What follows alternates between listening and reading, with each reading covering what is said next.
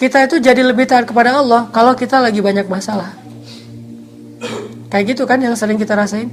Giliran baru diputusin, sholatnya khusyuk.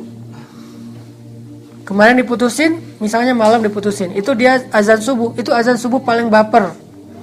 Makanya azan subuh terbaik menurut saya orang yang baru diputusin. Itu azannya enak banget tuh. Allahu Akbarnya aja getarannya gimana gitu ya.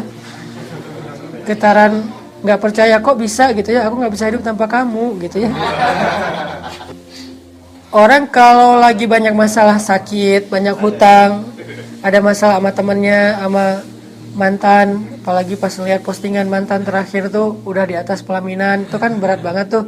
Biasanya doanya khusyuk, tilawahnya banyak, tahajud rajin. Kenapa? Karena waktu itu dia lagi drop, lagi down banget, dan ketika itu dia merasa butuh kepada Allah.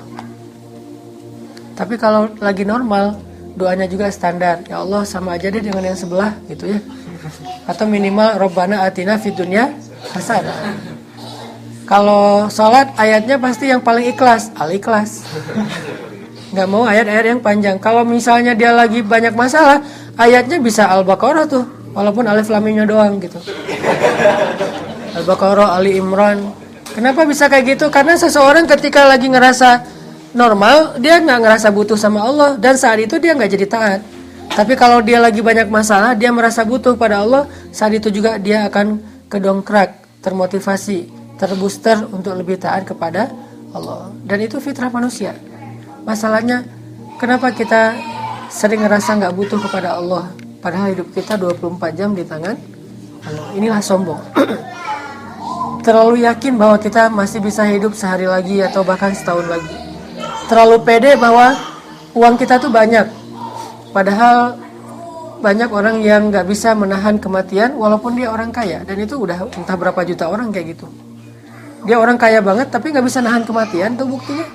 Mau meninggal ya meninggal aja walaupun dia kaya raya, bahkan dia punya satu negara mungkin, seorang raja. Mencari obat supaya bisa hidup kekal, seperti Raja Qin kan, Raja Cina. Dia takut kematian, akhirnya dia suruh dokter nyari obat ke seluruh dunia. Ketemulah obat yang dibuat dari air raksa, malah mempercepat kematiannya. Kalau nggak salah Raja Qin itu meninggal di usia yang masih muda.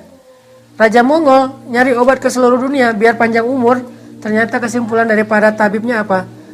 Umur tidak bisa dipanjangkan, tetapi kekuasaan bisa. Gimana caranya? Turunkan kekuasaan kamu kepada anak kamu. Mulakukan. Tapi dia tetap meninggal. Artinya berkuasa, punya harta, dan seterusnya. Sebetulnya udah banyak contoh bahwa itu tidak mengkekalkan manusia. Tapi tetap aja kita kadang-kadang ngerasa, saya gak butuh-butuh amat lah sama Allah. Sehingga ketika Allah panggil, gak harus datang langsung. Gak butuh-butuh amat lah sama Allah. Sehingga kita ketika sholat, gak terlalu ingat Allah. Ingat justru dengan kerjaan-kerjaan kita.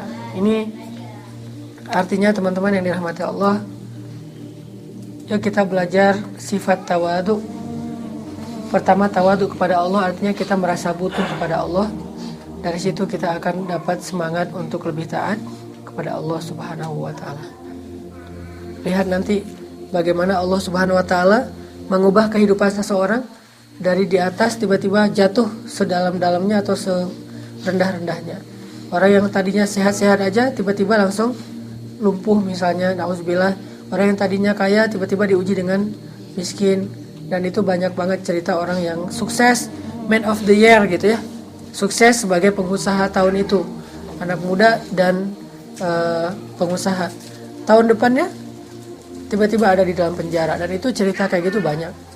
Pejabat yang tadinya ngerasa congkak angkuh kemana-mana pakai forrider, gak lama kemudian 5 tahun kemudian ada di penjara. Dan sekarang jumlahnya banyak di penjara. Ada yang 15 tahun, 17 tahun, 10 tahun. Ada yang bahkan belum divonis tapi udah menjalani sekitar 1 tahun di dalam penjara. Artinya kehidupan seseorang itu sebetulnya sangat butuh Allah. Kita karena ngerasa kadang-kadang kita normal-normal aja, padahal kita udah melenceng. Lagi road to kehancuran, cuma kita gak sadar. Kalau gak ditolong oleh Allah, maka mungkin kita benar-benar akan binasa. Belajar merasa butuh kepada Allah. Itu tawadu kepada Allah Subhanahu wa taala. Mudah-mudahan dengan demikian kita bisa banyak muhasabah. Kalau berdoa tuh ngomong, ya Allah, saya itu nggak berdaya, Engkau maha kuasa.